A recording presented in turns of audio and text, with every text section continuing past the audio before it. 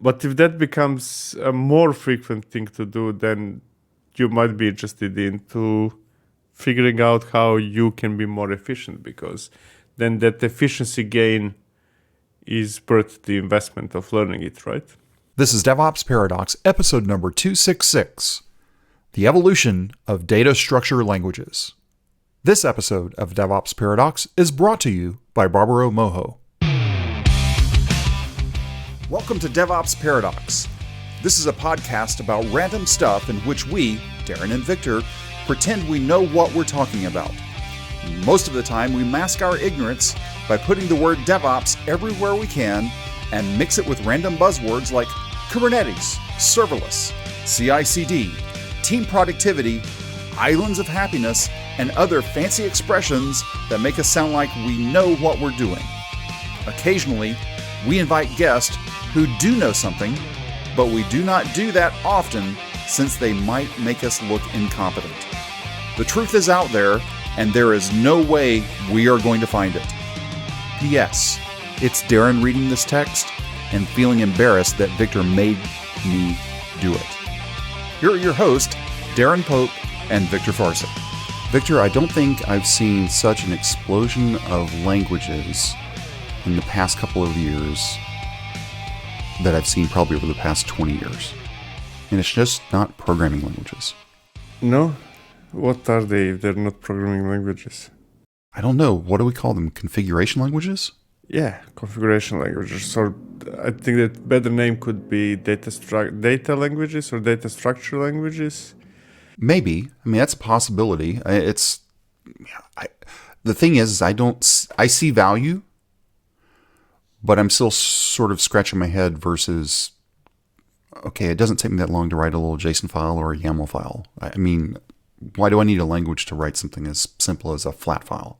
You don't need a language to write something as simple as a simple flat file. So if you have a YAML file that is, 10 lines, 20 lines, maybe 30 lines, yeah, please don't use any language. That just makes zero sense. But if you have a few hundred or a few thousand lines, right, and if that is changing over time, then you might want to get something more efficient, right? Because unlike majority of people who claim that they hate YAML, I like YAML. I think YAML is fine, but up to a limit. Like, again, maybe up to 100 lines, right? There must be a limit in your case as well, that when you say, okay, I don't want to manage this anymore as YAML or JSON or whatever you're using, right? Well, especially with YAML, because one space off and everything goes sideways. Yes. In case of YAML, yes, one space. That's not such a big problem, to be honest, because ID is going to tell you that you're one space off right away, right? But, okay, let's say that you're a VI person, right? It may not come back to me that fast.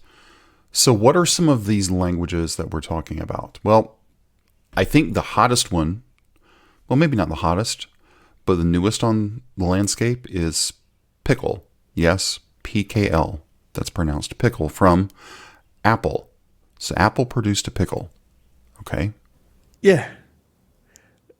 They needed something for themselves, right? It's one of those examples where something starts as an internal tool. And Apple, as you can imagine, because of their size, has a lot of configurations to manage, right? Be it CI/CD pipelines, application configurations, Kubernetes manifest, this or that, a massive amount, right? And given that they are Apple and not just a random company, they chose to solve the problem themselves instead of relying on solutions from others, right? That's how Pickle was born. It's like, how would I explain it? Yeah, Java Groovy-like language, just unlike Java or Groovy focused on generating data in infinite amount of formats. Well, and Apple does have an infinite amount of formats when you go beyond just the public-facing products. Internally, they use everything. Yes and no. I think that they're mostly Java shop. Well, they're primarily a Java shop that produces devices that read XML files. Yeah. When you look at the configurations for any Mac or iOS app, it's an XML file. There you go. But that's one of the advantages of those languages, let's call it data structure languages, is that you stop caring about what is the output format. If you write something in Pickle, you couldn't care less whether that something will be transformed into XML or YAML or JSON or something else. I agree with that. But that's the key part to writing the generation of these files using a language. Mm-hmm. Good, bad, or indifferent. We like poking at Apple. I am a Apple fanboy to an extent. I think I have now one non-Apple computer in my house. Everything else is Apple. So I put my money where my mouth is. But when I'm taking a look at Pickle standalone, it's like, okay, I can use it in Java. Yay, that's good for me. I can use it in other things. Yay, that's good for other people.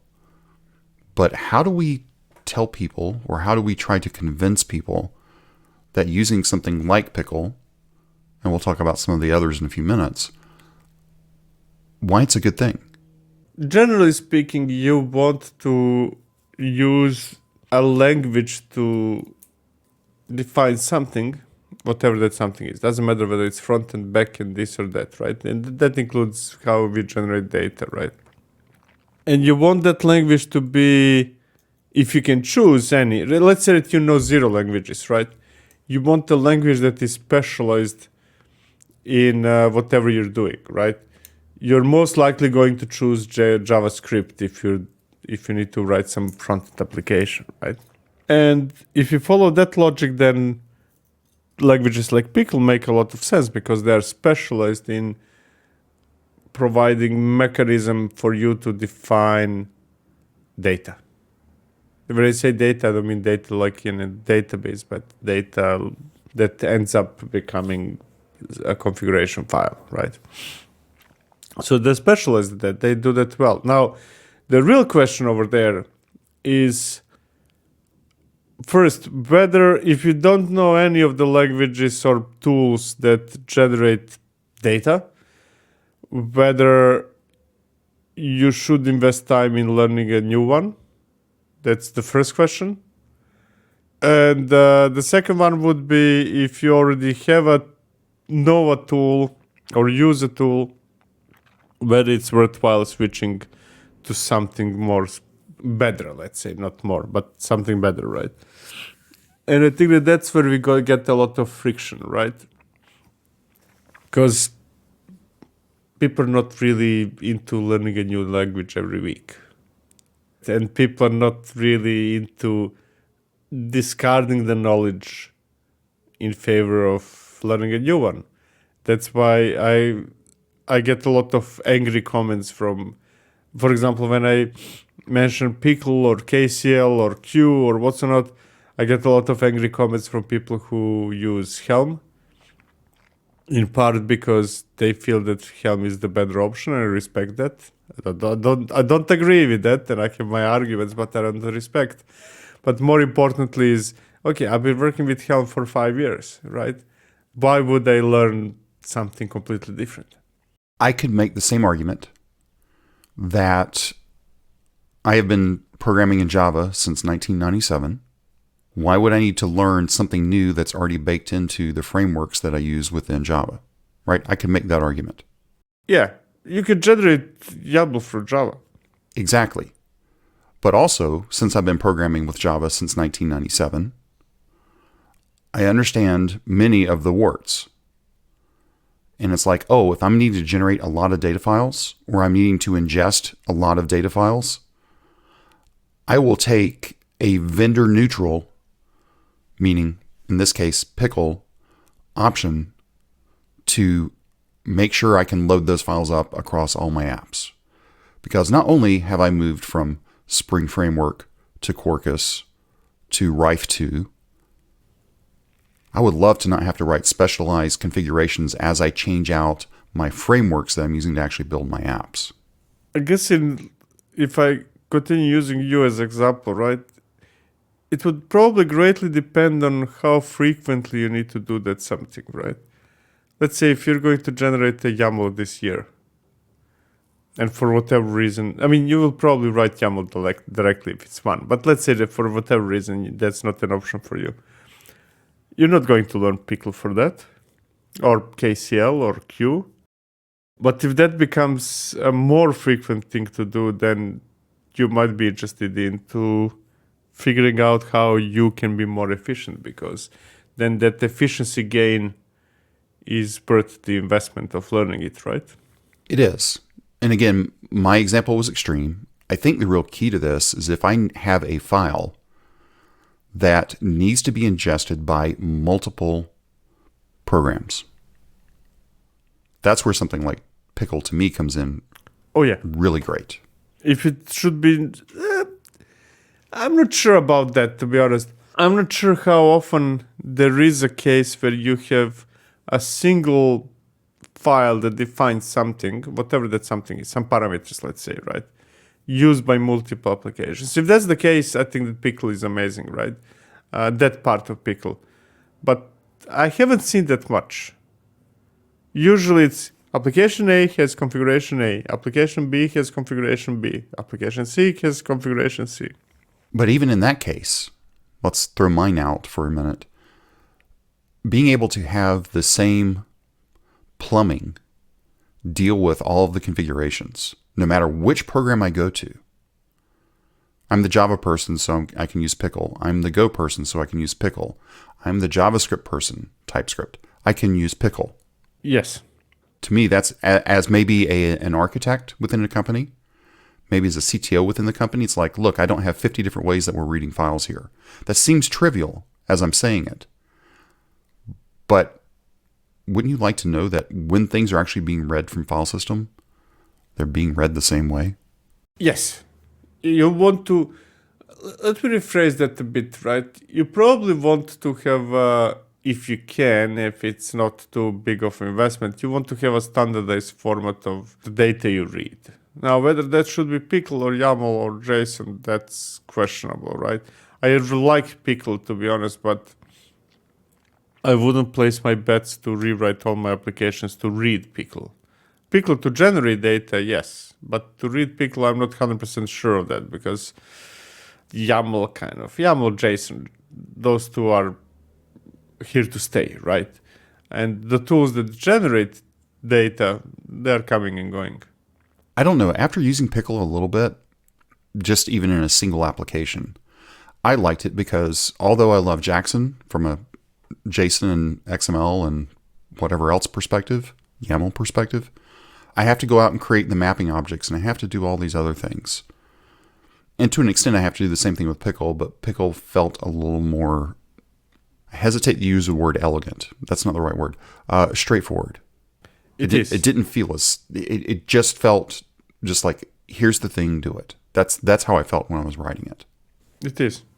Okay, we've talked about Pickle enough. Now, here's the thing I think that Pickle will stick around for a while.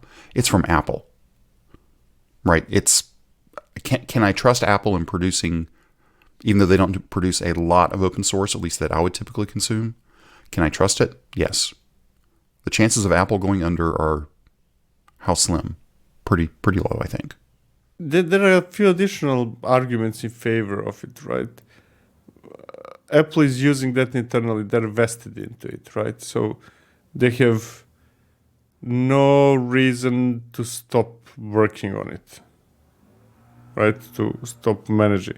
And they have no interest in it either, commercial interest. They have it reminds me in a way of Argo CD back in the day, where Intuit had very, very strong interest to continue developing it because they depend on it.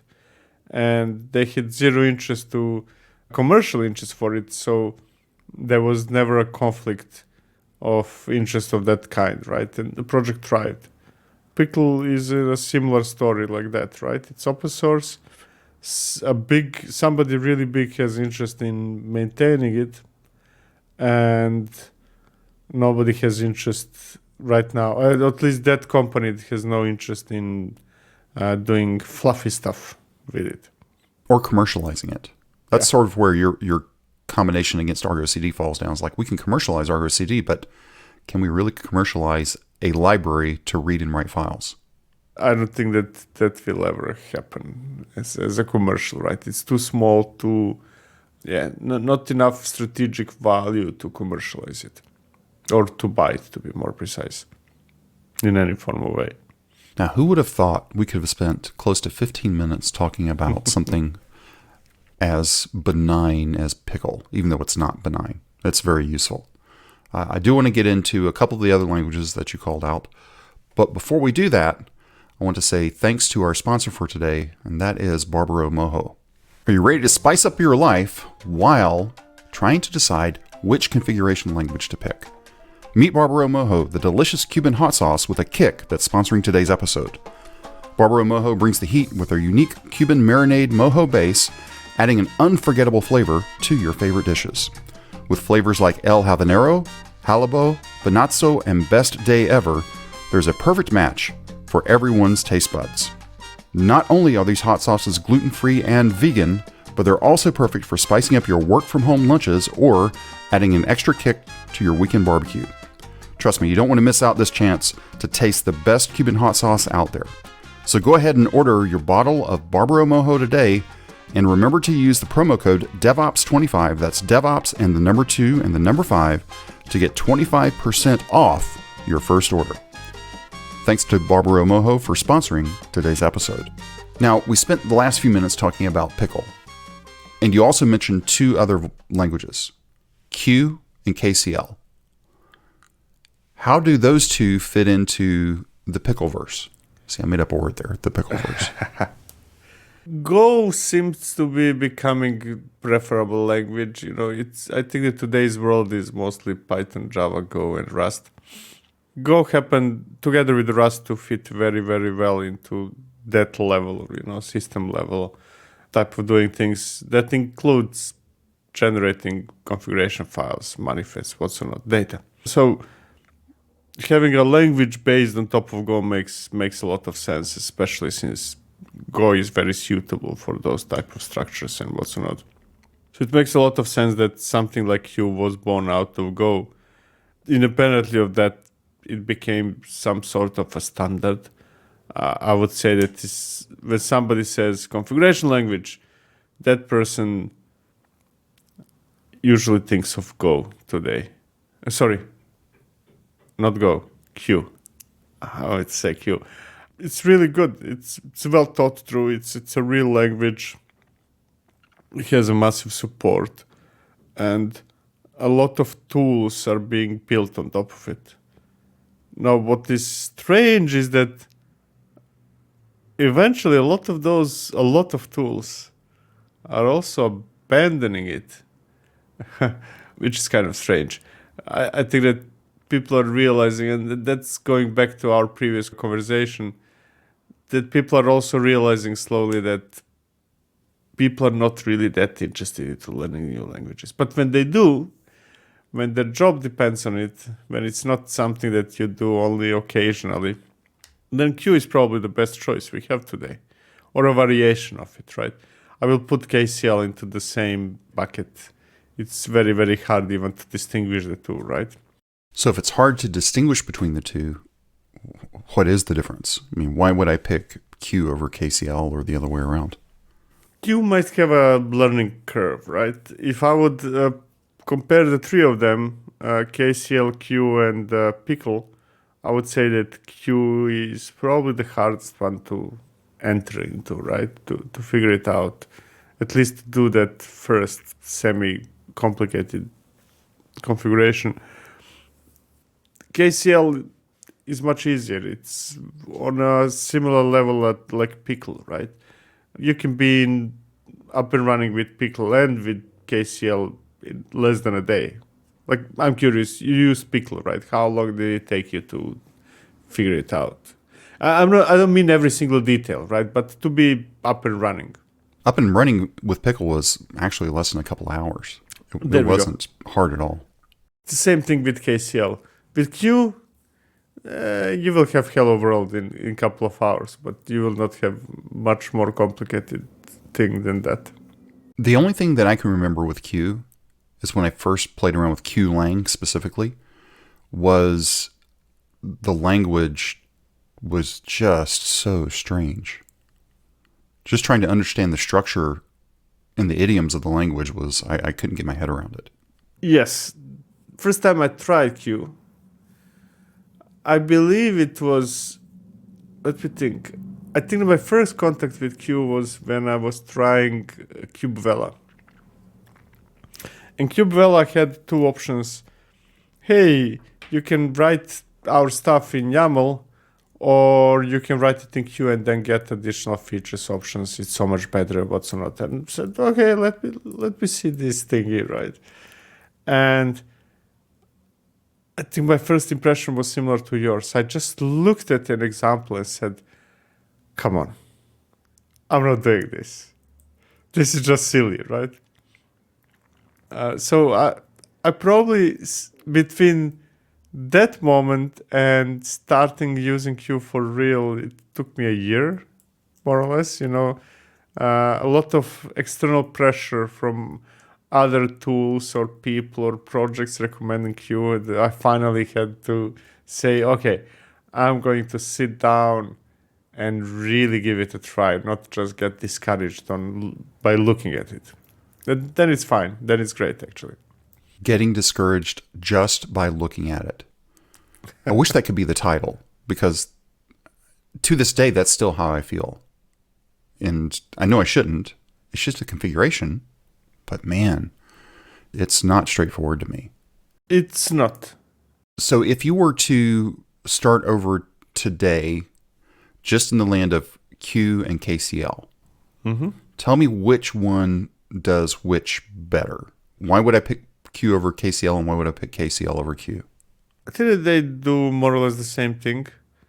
Q would be maybe a bit more powerful, more feature rich, what's not, but not to the extent that matters to majority, right?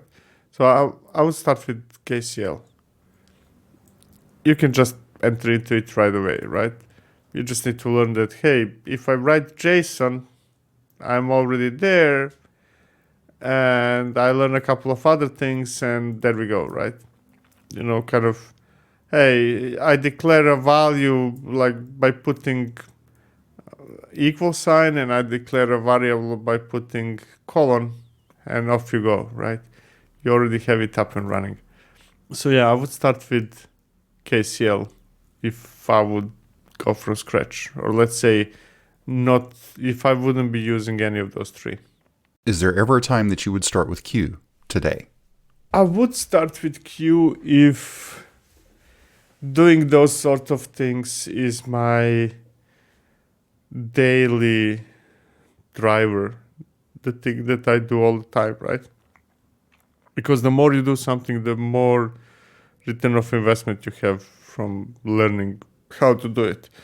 But I would add additional note to that.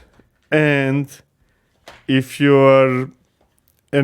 only people who will be touching it are like-minded people who are in the same boat, right? Then Q would be great. Like small team, dedicated ops people, or whatever SREs, or whatever people call themselves, without really strong attempt to move that something to the rest of the company, right? If you want the rest of the company to use it, then I would probably switch from Q to either KCL or Pickle, depending on, what are your syntax preferences. Why do you feel that way? Because it seems like what you're telling me is Pickle and KCL are purpose-built tools. I think of them as either a screwdriver or a hammer. But it feels like you're telling me Q is more like a big multi-tool. Like the big 5-inch wide knife that's got the knife and the spoon and the fork and the everything in it. Am I taking it too far? It's like, so let me put this analogy, right? If we would be talking about policies, we would be talking about OPA. Right now, what you can do with OPA compared to other options is just infinitely bigger, larger, right? It's a serious, big language. I mean, big compared to what it does, right? And I feel that Q is similar to that, right?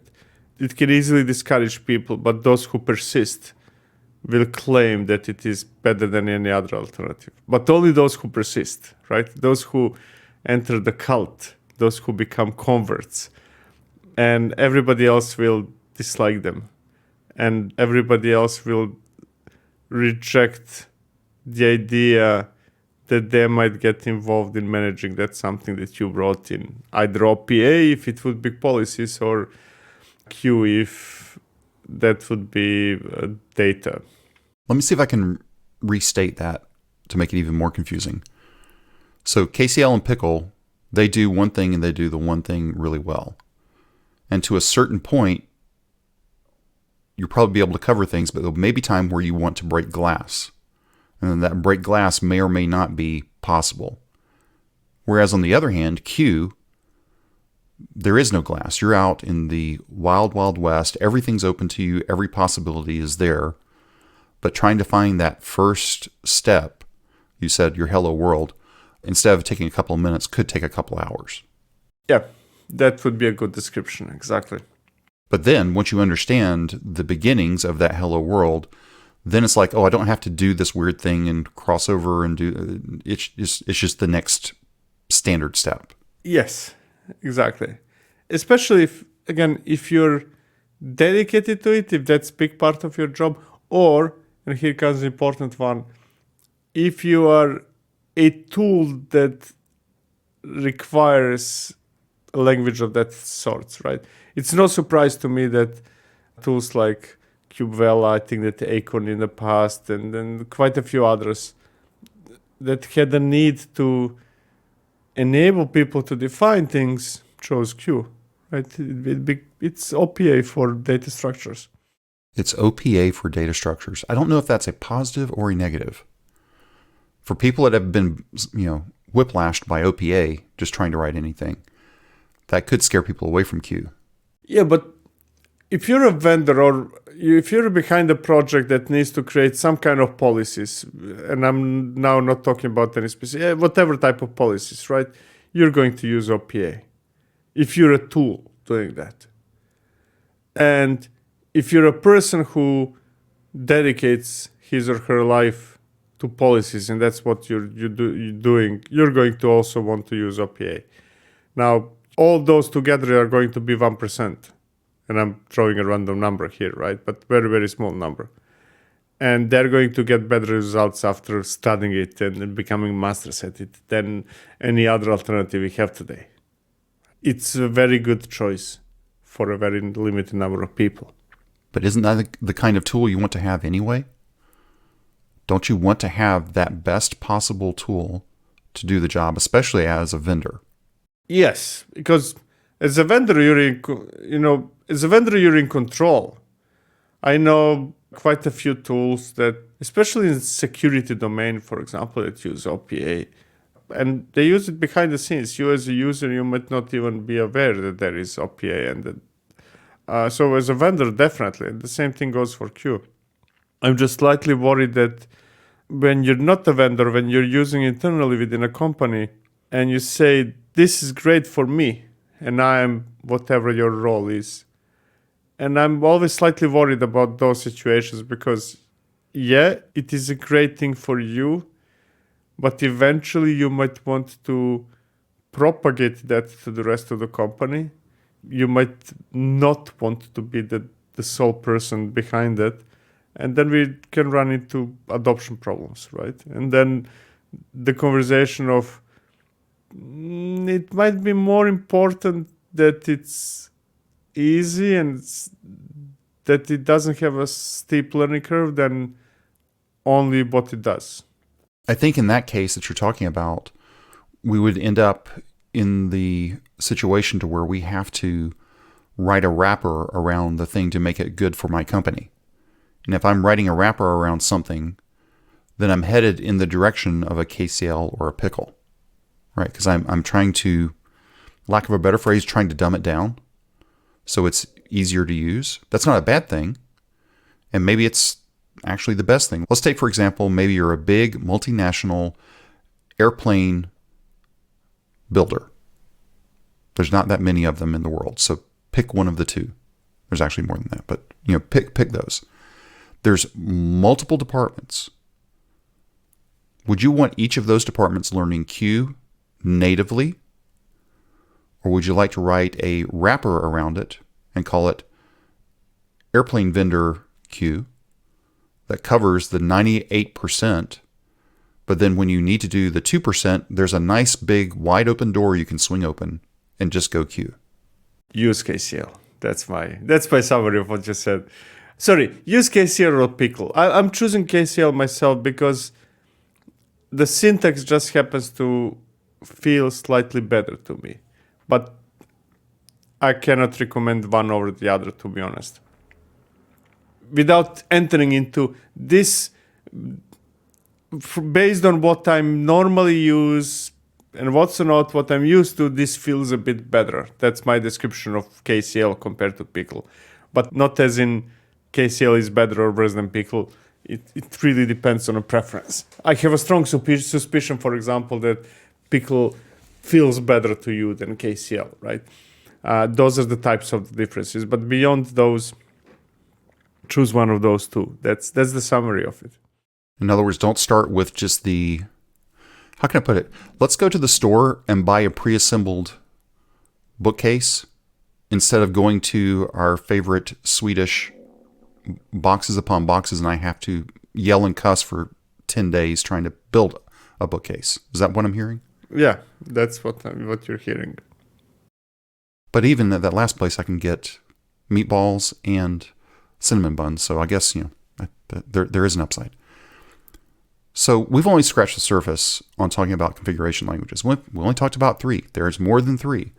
But we're probably not going to talk more about them much because it's an exciting and boring place to be all at the same time. Would you agree with that?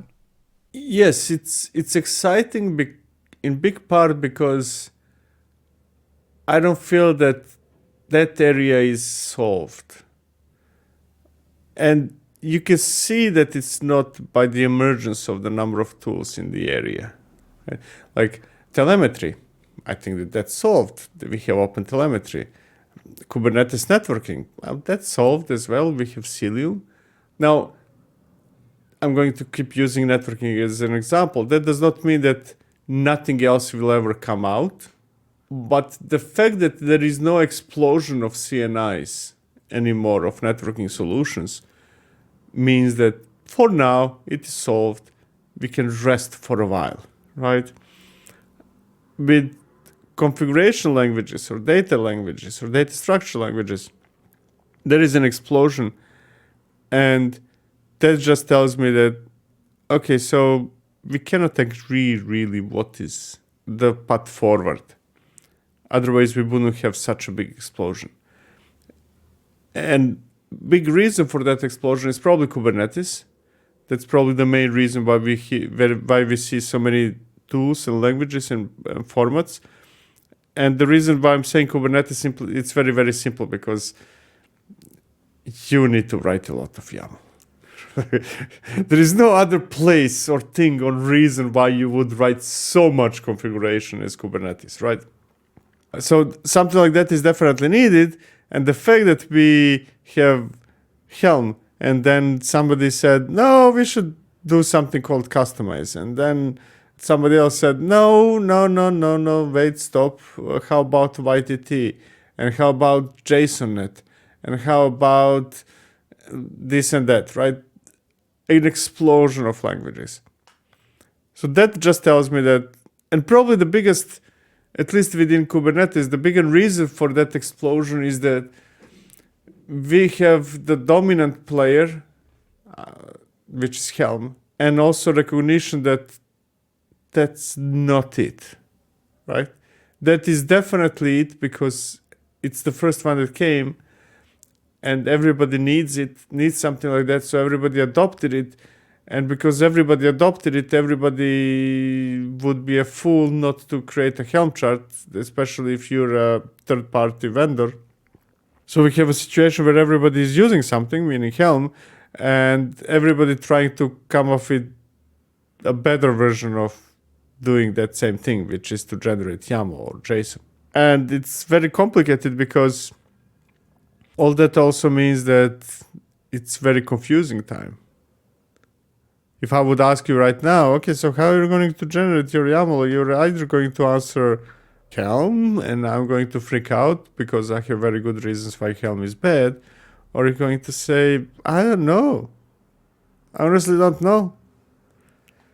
There's been 57 other tools and languages and formats appearing in just the last couple of months. Or I'm going to say, not my problem. John's going to build it for me. Yeah. You can say that as well. Or, there is a much longer story how majority of people should never use those tools, because if our configurations are so complicated, then maybe there is a problem in our configurations in the first place. But that would occupy another podcast, I feel. Anyways, what I'm trying to say is that the fact that we have such an explosion of languages in that area means that we have a problem and we haven't figured out how to solve it. Or maybe we did figure out how to solve it, like those that we talked about before could be the solutions, but we did not yet then agree which one of those is it. Just like our predecessors in COBOL land really loved fixed length flat files. That's a solved problem. There we go. It was solved for a while. Until the young whippersnappers started creating comma separated. That revolutionized everything. And it broke everything, right? Then we had to decide, okay, how do we escape quotes, or how do we handle... No. Anyway, what do you think about this? What configuration languages are you using that we didn't even mention? We only mentioned 3. There's a lot more. Head over to the Slack workspace, go over to the podcast channel, and look for the episode number 266, and leave your comments in that thread. We hope this episode was helpful to you. If you want to discuss it or ask a question, please reach out to us. Our contact information and a link to the Slack workspace are at devopsparadox.com/contact. If you subscribe through Apple Podcast, be sure to leave us a review there. That helps other people discover this podcast. Go sign up right now at devopsparadox.com to receive an email whenever we drop the latest episode. Thank you for listening to DevOps Paradox.